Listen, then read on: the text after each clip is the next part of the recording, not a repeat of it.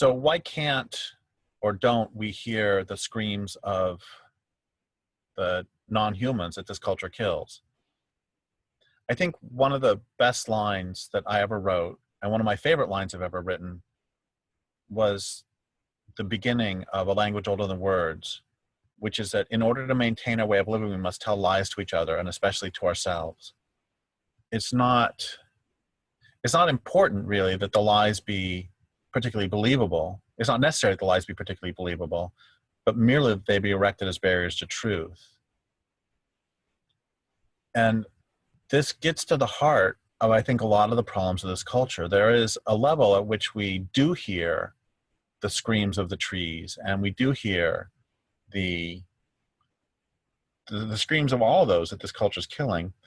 And then on another level, we don't. And one of the reasons we don't is because we have been socialized our whole lives to not attend to the suffering of others.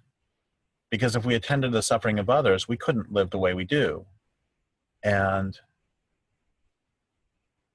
so every one of us, in a sense, faces a choice, which is we can either retain our natural, inherent empathy and connectedness, or we can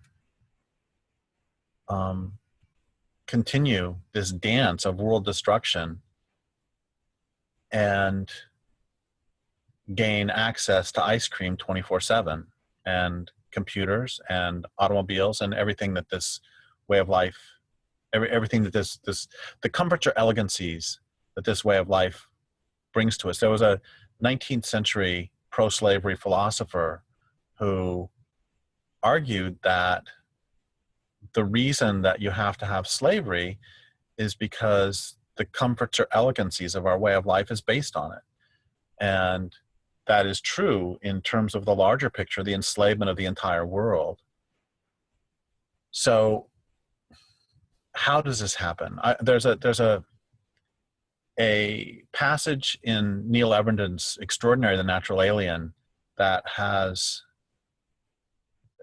always moved me and been very influential to me. And he talks about how early vivisectionists would often cut the vocal cords of the animals on the table so that they couldn't hear them scream as they were torturing them, or you can change the language, as they were sacrificing them, to use the language of the vivisectionists, which is an extraordinary statement too, because they really were sacrificing them to the altar of human supremacism, the altar of our comforts or elegancies, the altar of human progress.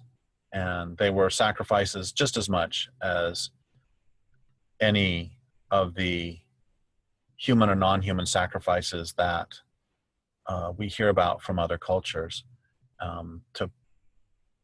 These are to propitiate the gods of progress. In any case, what they would do is they would cut the vocal cords. And what Neil Everden says is this cutting of the vocal cords both validates and denies their animal humanity. And it validates their animal empathy because they have to cut the vocal cords or they would know that the animal is being tortured, and they don't want to be reminded of that.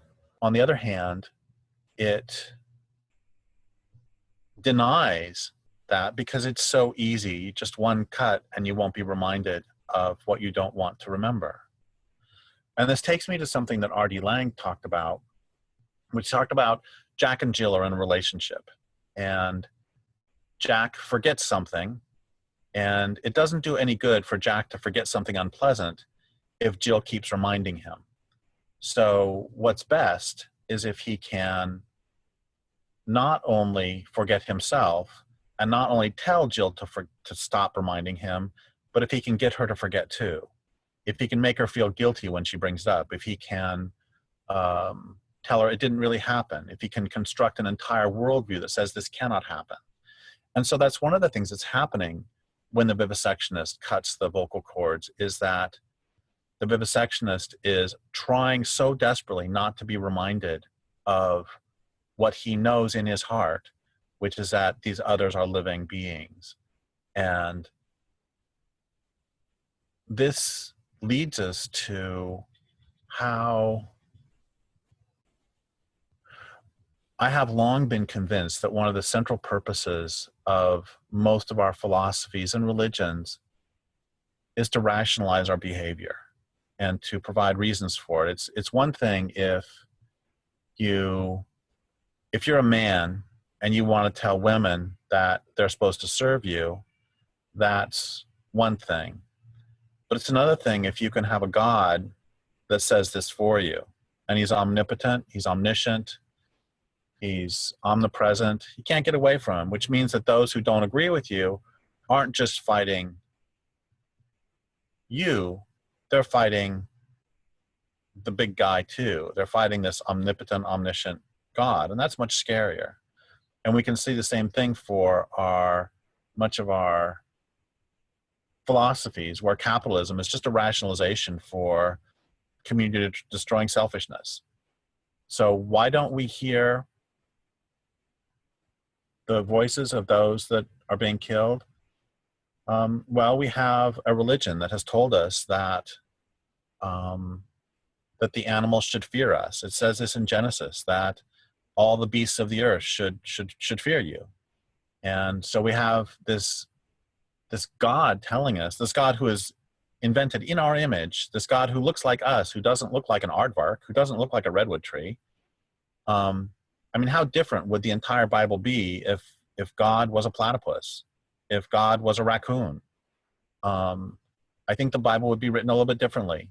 You should all fear the raccoon. But leaving that aside, so you have, that's one reason, is because we've been told for thousands of years, we've been told that we have dominion over the earth. And we've been told for hundreds of years now through science that the earth is dead, that the earth consists of dead matter, consists of resources to be exploited. I mean, so many Indians have said to me that the fundamental difference between indigenous and Western worldviews is even the most open-minded Westerners perceive listening to the natural world as a metaphor, as opposed to the way the world really is. So that's a fundamental difference. If you perceive the world as consisting of resources to be exploited, you will exploit them. If you perceive the world as consisting of other beings to enter into relationship with, you will treat them very differently. There's a great line by a Canadian lumberman: when I look at trees, I see dollar bills. If when you look at trees, you see dollar bills, you're going to treat them one way. If when you look at trees, you see trees, you'll treat them another way. If when I look at this particular tree, I see this particular tree, I'll treat it differently still. And the same is true for women. This is one reason I am so adamantly opposed to pornography, is that if when I look at women, I see orifices, I'm going to treat them one way. If when I look at women, I see women, I'll treat them another way. If when I look at this particular woman, I see this particular woman, I'll treat her differently still. So everything in this culture enculturates us into perceiving others as resources to be exploited. So why do we not hear the screams? A big reason we don't hear the screams is because if we did, we would have to question everything about this way of life.